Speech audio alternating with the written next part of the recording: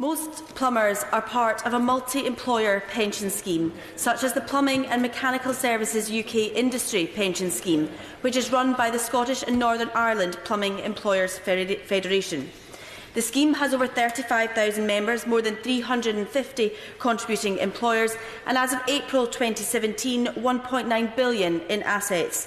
Since its inception in 1975, around 4,000 employers have paid into the scheme. However, the legislation is not suited to the plumbers' pension scheme and has inadvertently left many plumbers facing vast liabilities when they come to retirement.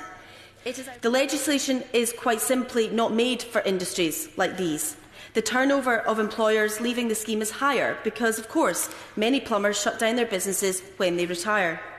Whereas in many other industries with multi-employer pension schemes, companies tend not to be tied to one specific person and are less likely to close voluntarily.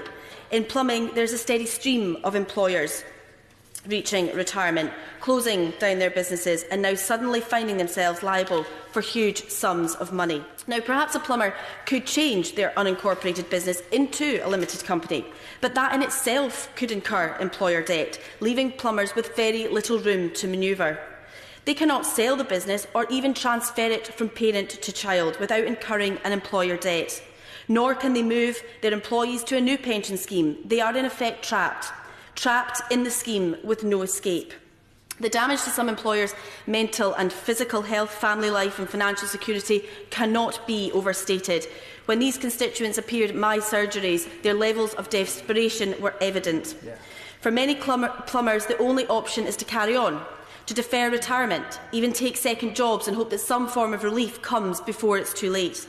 We need action to ensure that the system works as intended and delivers relief and justice to upstanding plumbers who, through no fault of their own, are going into 2018 with a vast liability hanging over their heads. And I urge this government to take the actions that I have outlined today.